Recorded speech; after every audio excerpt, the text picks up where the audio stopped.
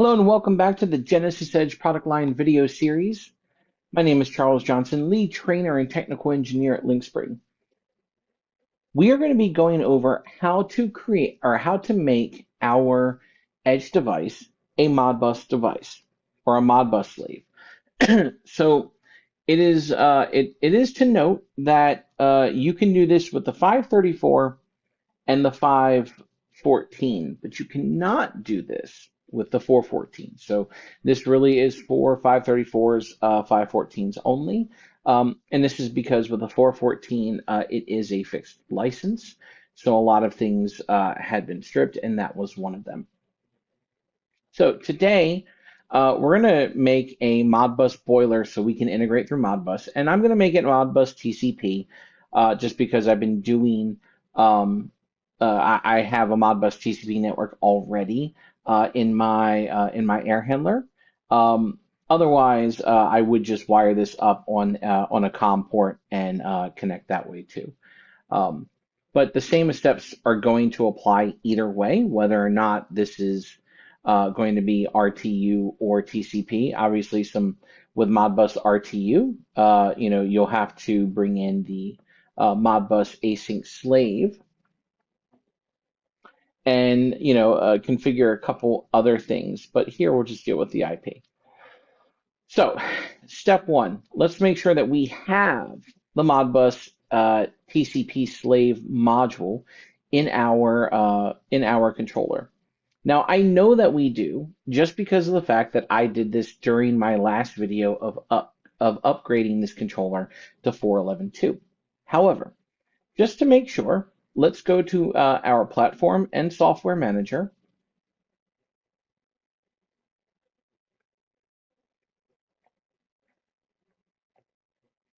I'm going to scroll down to my installed.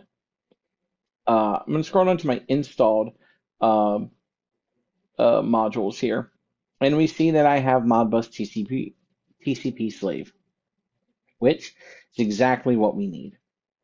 So this station here actually is a blank station. I have not added anything else to this. It's just straight. I went to Tools, New Station, created one, copied it in here, etc.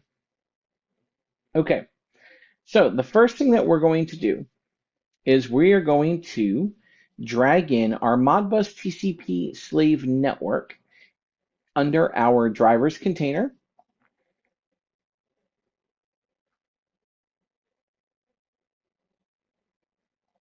And now we double click here to bring up the Modbus TCP slave device manager. Remember, Modbus, there is no automatic discovery functions, anything like that. Everything has to be done manually. So therefore, there's no like Modbus local device and an export table.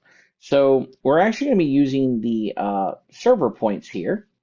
You'll see Modbus server Boolean point, writable, numeric point, etc. So that way, those are actually going to be, these are actually going to be what we need to make sure that things are writable or readable. So now I'm going to go ahead and go to New and Modbus TCP slave device. I already have a Modbus TCP slave device on this network, and that is address 1. So I'm going to name this address 2. And I'm going to go ahead and hit OK. Remember, for every Modbus TCP device on your TCP network, they have to have a different address. And I'm going to name this boiler. And I'm going to hit OK. I'm not going to worry about the float order or byte order, which can be either big endian or little endian. I'm not going to be going that in depth. For the Modbus experts out there, you'll be able to change whatever you'd like. So I have my device here now, and now I can see that I have a point manager. I can have a valid coil range, valid input, discrete input range, holding registers, and input registers. So remember, it's coils. That is your readable, writable, digital or Boolean output or Boolean writable. These are your Boolean inputs. This is your numeric writable. It also could be readable as well, but um, your numeric point only is your input register. So we need to make sure that we do change our address here, whether or not we want to even offset these as well, and the size of the register here too. But as of right now, I don't need to do any of that. I'm going to go ahead and right click on my points and go to new folder, and I'm going to name this control. And from here, go ahead and uh, I'm going to go ahead and click on here, and I get to add new points here if I wanted to. But I'm going to go ahead and go to view, and I'm going to go to wire sheet of my device, because even though I could bring in an Onyx network and set everything up that way, I still want to have some kind of logic here. I'm going to use this as a mimicking live boiler system. So the first thing that I'm going to do to create this, or to start, I'm going to go ahead and open up my palette. We're going to be doing a little bit of logic today. So I'm going to go into my kit control palette, and I am going to expand the util folder. I'm going to go ahead and I'm going to bring in a ramp block. Now we have the difference. You'll see ramp and sine wave. The difference between the two is that one has a linear output and the other actually is more curved. So it's got more of a weighted output. So it's not just a line up and line down in a slope manner. It's actually curved. If you actually were to take these both side by side and put a trend on them and then have them on a chart working together, you would actually see the differences between the two. So I'm going to name this now OA temp ramp.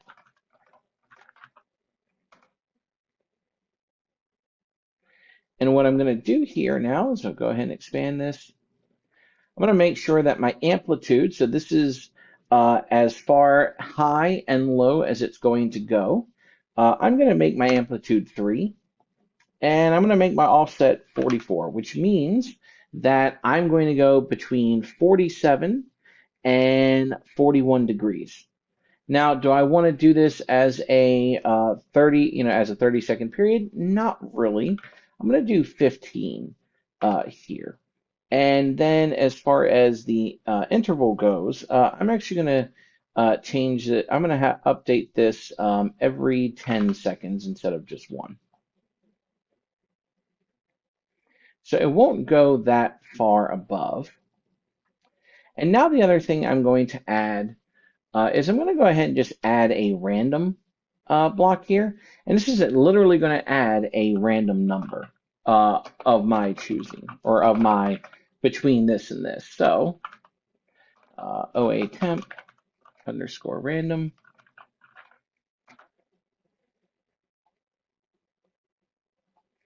And what I'm going to do here is I'm going to say the multiplier, I'm going to say the offset is 0 and a multiplier of 0.5. We'll update this every second.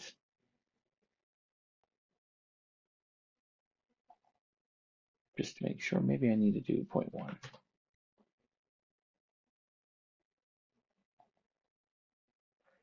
Okay.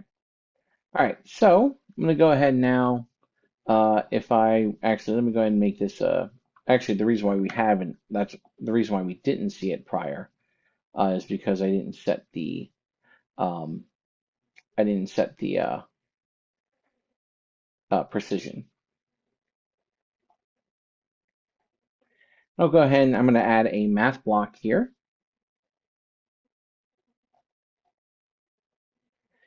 And we're going to do add. Go ahead and go in A, in B. And now what I'm going to do is I'm going to make this with the start of my Modbus TCP slave. It's going to be a Modbus server numeric point. And I'm going to name this OA temp. Okay. Oh, sorry, this actually needs to be, my apologies, it needs to be a numeric writable.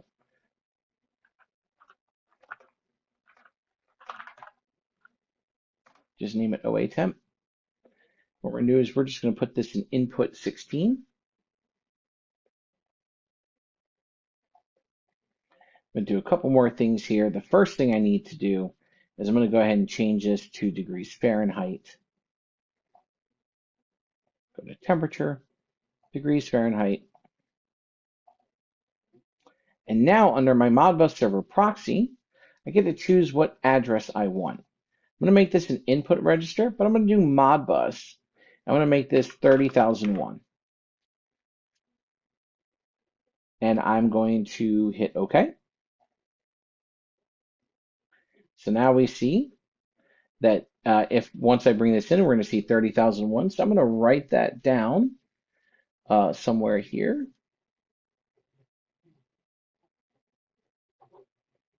And just to make sure that I have my correct points.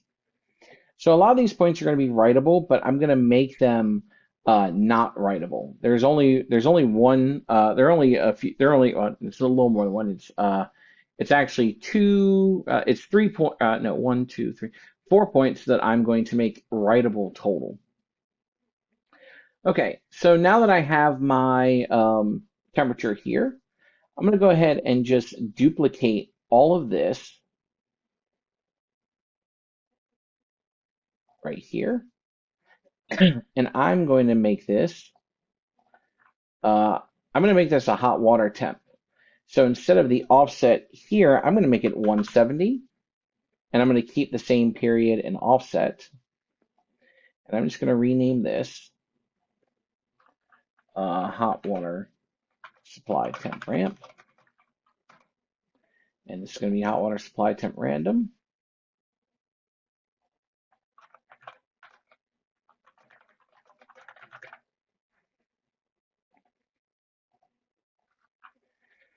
Okay, and so now I'm going to bring in another Modbus server numeric writable and name this hot water supply temp. Now I'm just naming it here just as a number. I mean, just as a name. However, when we discover, or when we bring in these points, obviously it's not going to have a name because there's no discovery function. So I'm going to go ahead and do this. And I'm going to go ahead and make this now Modbus. We're going to make it an input register. We're going to keep the integer type the same, and we're going to make this 30,002. And now I hit refresh. Go ahead and just give it degrees Fahrenheit as well. Okay, so now I would like a return temp here. So hot water return underscore temp.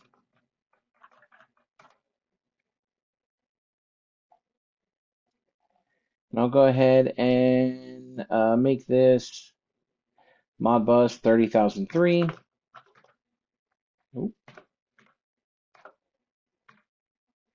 Make it an input and an integer type. We will do supply air temp here. I mean, hot water return temp. Okay.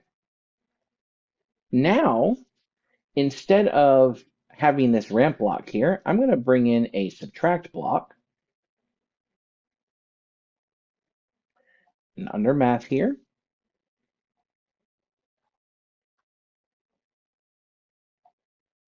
and I'm just going to subtract 20 from it. So this is just pretty much a difference. So I'm just going to say hot water. Actually, no, I'll just say subtract. Okay, so I'm going to take this value, and I am then just going to go ahead and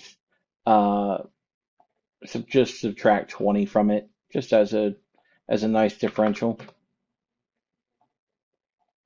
And now I'm going to bring this into input 16. And now we have a 20-degree differential. All right, so that's for my analog outputs here. I mean, effectively my analog inputs. So these are now all input registers: 30,001, 30,002, 30,003. And now I'm actually going to create just another numeric writable.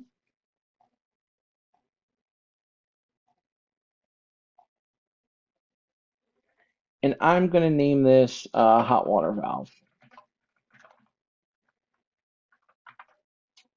command. We'll just keep it that way.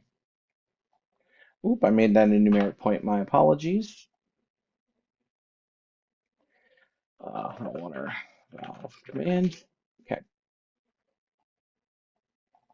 So now we're going to use that. I'm going to make this a holding register.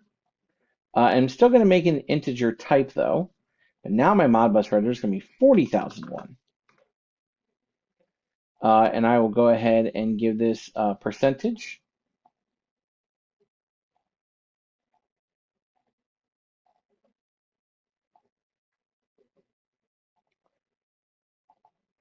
And we'll just say that the default, the fallback is 0%. Okay. Now I'm going to have three digital outputs and two digital inputs. The first thing I'm going to do is I'm going to make they're all going to be writable. So we're going to say hot water pump 1 command.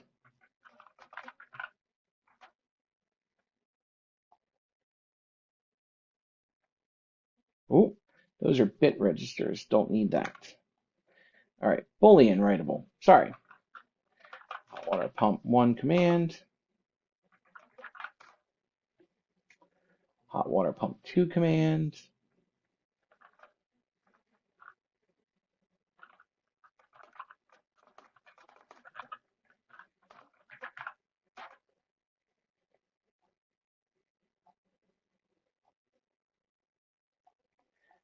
And I'm going to go ahead and make this. We're going to make this, Modbus. We're going to make this coil 1. And then we'll make this coil 2.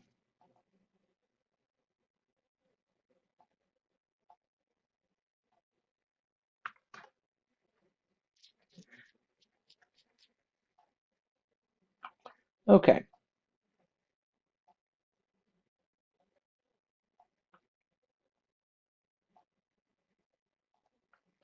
So these 3 points here are going to be my control points.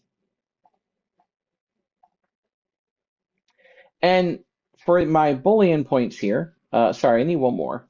I'm going to make this boiler command. We're just going to say there's one boiler instead of two. And we make this a coil, Modbus 3.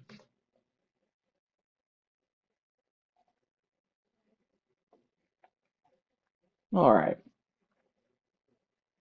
Now we're going to make some Boolean points, but never a Boolean point this way. They're all going to be writable, but these are going to be discrete inputs instead. So this is going to be hot water pump 1 status.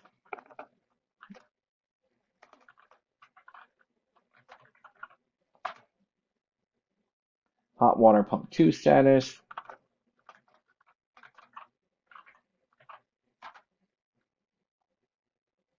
And pretty much how I'm going to do this is I'm just going to put a small Boolean delay. So back to my kit control.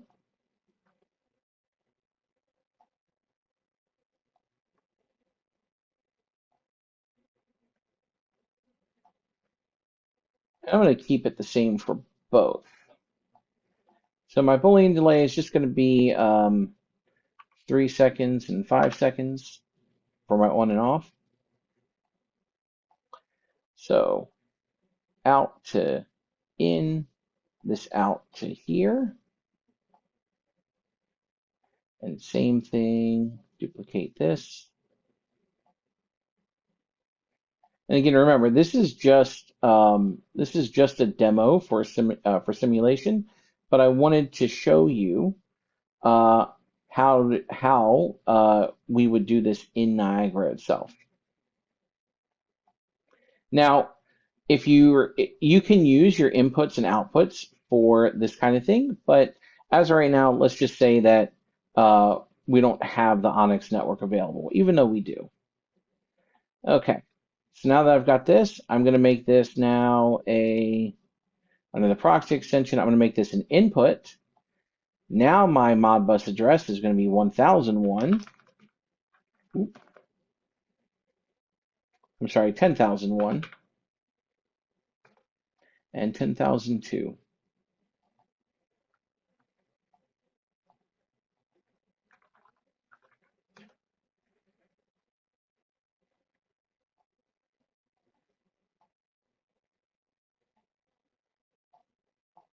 Okay, so I have my device the way I would like, just to make sure I've got whatever. All right, so the thing I will talk about very quickly is how do I know that this needs to be 10,000 and, this is, 1, 2, 3, but the other ones are 40,000 and the other one's 30,000. Okay, so with Modbus, when you're talking about registers specifically, 0 to 9,999, those are your coils. So again, those are your writable Boolean points. Then from 10,001 to 19,999, those are your discrete inputs. So those are your readable points, readable Boolean points. Then you have input registers, which start from 30,001 to 39,999. And those are your readable numeric points. And then you have 40,001 to 49,999. That is your um, that's your writable numeric point. Apologize. Okay, so now that I have that here, and I've got them all written down the way I want, and just double check to make sure. 30,002 is hot water supply temp, and then 3 is going to be my return. 40,001 is going to be my valve. My 1, 2, 3, that's going to be hot water pump 1, pump 2, and boiler. And then 10,001 and 10,002 are my hot water pump 1 and 2 status. Okay, so now that I've got that, now I'm going to go to my air handler. Let's go ahead and test these points, shall we?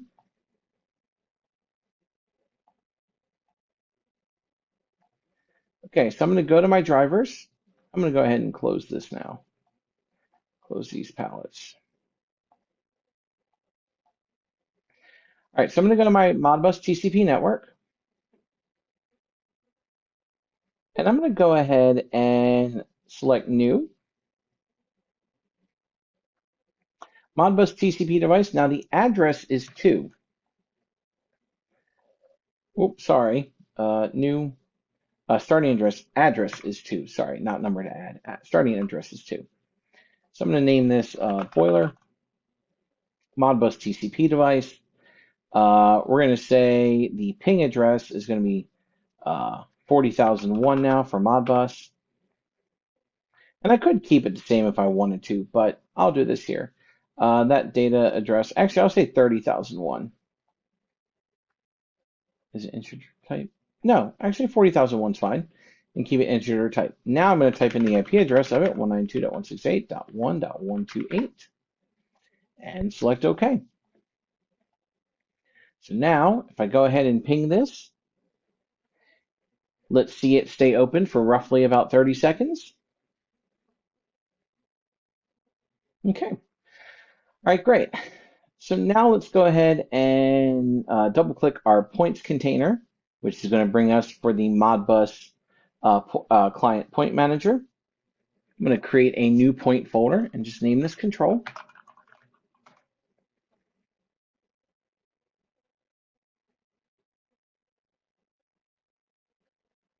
Okay. And now, under the control folder, I'm going to add some points. So the first thing is I'm going to make 3 Boolean writables. And they are going to start with 1.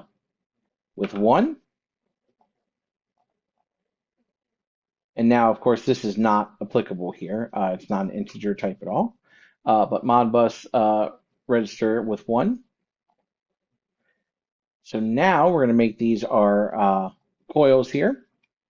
So now this is going to be hot water pump 1 command,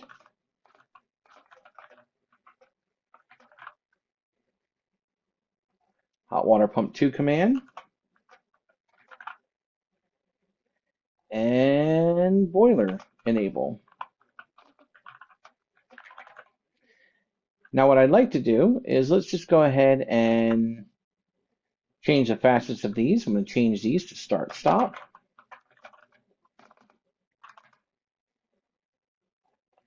I'm going to change this to enabled and stopped.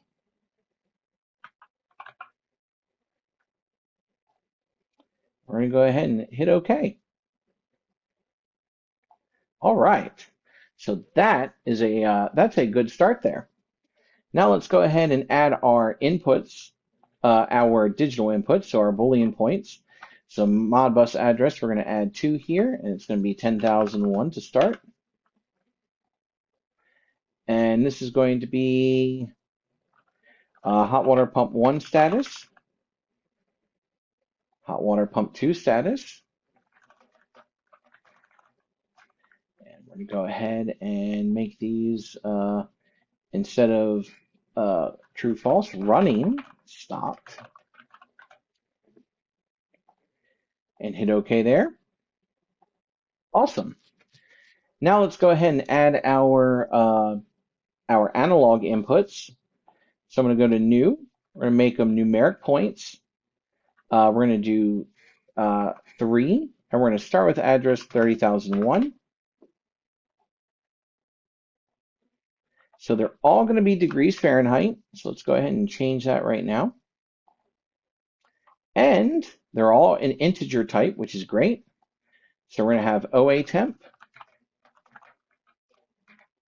hot water supply temp, and hot water return temp. And actually, let's just add SNSR to all these right here.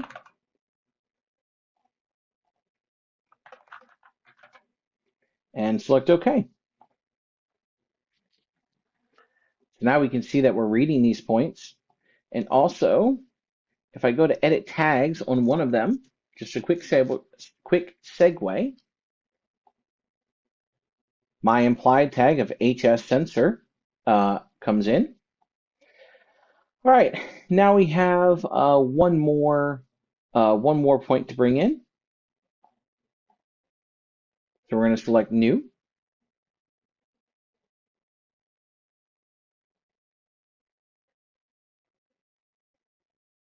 And this is going to be a numeric writable.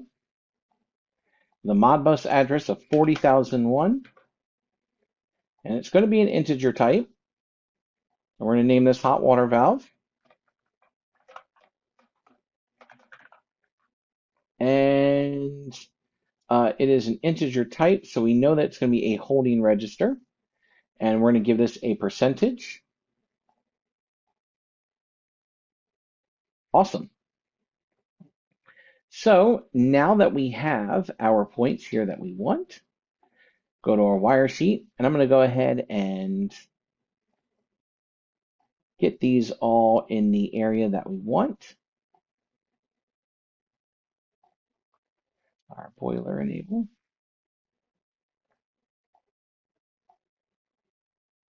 So I put all my outputs on my right if I do this, and then all my inputs on my left. So let's go ahead and arrange the selection. And then I'll go ahead and there we go. So I'm going to create logic in another video. However, this is actually how you create your points to be writable or readable, and making your edge device a Modbus device. So I hope you've learned a lot. And if you have any questions, please don't hesitate to contact charles.johnson@lynxspring.com for any questions regarding this. Have a great one.